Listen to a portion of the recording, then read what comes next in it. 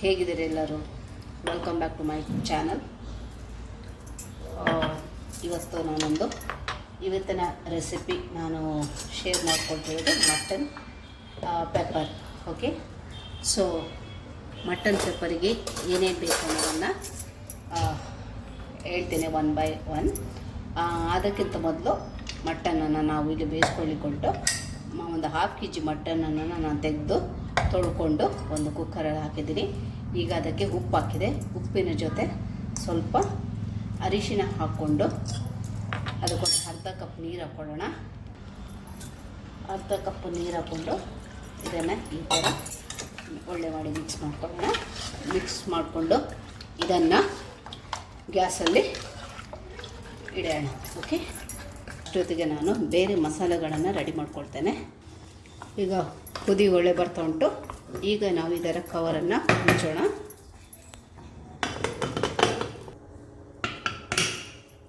ಇದು 7ರಿಂದ 10 whistle, 8ರಿಂದ 10 whistle ತನಕ ವಿಸಿಲನ್ನು ಬರ್ಸೋಣ.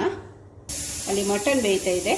ಈಗ ಒಂದು ಮಡಿಕೆ ಇಟ್ಕೊಂಡು ಮಸಾಲೆನೆಲ್ಲ ಫ್ರೈ ಮಾಡ್ಕೊಳ್ಳೋಣ. ಎಲ್ಲ ರೆಡಿ ಮಾಡಿ ಇಟ್ಕೊಂಡಿದ್ದೀನಿ, ನೋಡ್ಬೋದು.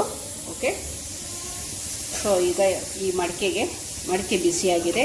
ಅದಕ್ಕೆ ಒಂದು 3ರಿಂದ 4 ಟೇಬಲ್ ಸ್ಪೂನಷ್ಟು ಎಣ್ಣೆನ ಹಾಕ್ಕೊಳ್ಳಿ.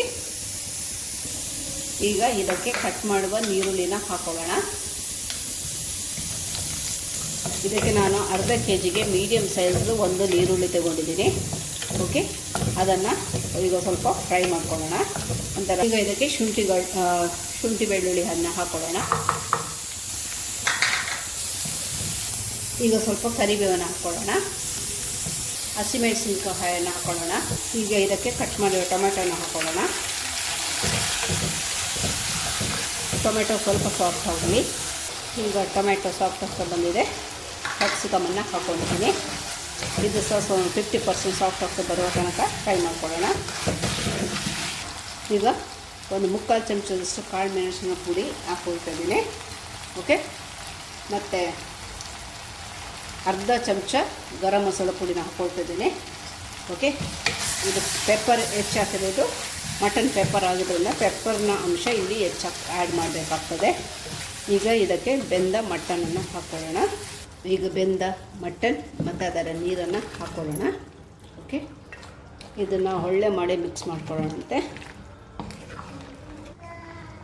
ಇದು ಒಳ್ಳೆ ಮಿಕ್ಸ್ ಮಾಡ್ಕೊಂಡಿದ್ದೀನಿ. ಈಗ ಉಪ್ಪು ಖಾರ ನೋಡ್ಕೋಬೇಕು. ಉಪ್ಪು ಸ್ವಲ್ಪ ಕಮ್ಮಿ ಇದೆ, ಸೊ ಉಪ್ಪು ಸೇರಿಸ್ಕೊಳ್ತಾ ಇದ್ದೀನಿ. ಆ್ಯಟ್ ಮಿಕ್ಸ್ ಒಳ್ಳೆ ಮಿಕ್ಸ್ ಆಯಿತು. ಇದೊಂದು 10ರಿಂದ 15 ನಿಮಿಷ ಲೋ ಫ್ಲೇಮಲ್ಲಿ ಇಡೋಣ. ಸೊ ಬನ್ನಿ ನೋಡೋಣ. ಓಕೆ, ಸೊ ಆಲ್ಮೋಸ್ಟ್ ಹಾಕೋ ಬಂತು. ಈಗ ಇದಕ್ಕೆ ಚಾಪ್ಡ್ ಕೊರಿಯಂಡರನ್ನು ಹಾಕೊಳ್ಳೋಣ. ಕೊತ್ತಂಬರಿ ಸೊಪ್ಪು.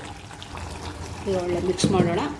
ಇದು ಒಳ್ಳೆ ಕಾಂಬಿನೇಷನ್ನು. ವೆಜಿಟೇಬಲ್ ಪುಲಾವ್ ಇರಲಿ, ತಿಳಿಸಾರು ಮತ್ತು ಅನ್ನದ ಜೊತೆ ಚೆನ್ನಾಗಾಗುತ್ತೆ. ಗೀ ರೈಸ್ ಜೊತೆ ಕೂಡ ಚೆನ್ನಾಗಾಗುತ್ತೆ. ಇವತ್ತು ನಾನು ಇದನ್ನು ಗೀ ರೈಸ್ ಜೊತೆ ಸರ್ವ್ ಮಾಡ್ತಾಯಿದ್ದೀನಿ. ಸೊ ಓಕೆನಾ. ಸೊ ಇವತ್ತಿನ ನಮ್ಮ ಮಟನ್ ಈ ಪೆಪ್ಪರ್ ರೆಸಿಪಿ ಆಯಿತು, ರೆಡಿಯಾಗಿದೆ.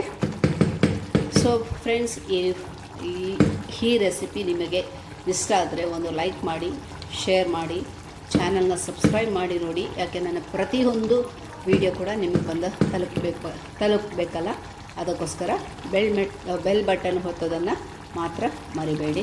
Thank you so much friends. ಇನ್ನೊಂದು ವಿಡಿಯೋದಲ್ಲಿ ಸಿಗೋಣಂತೆ. ನಮಸ್ಕಾರ.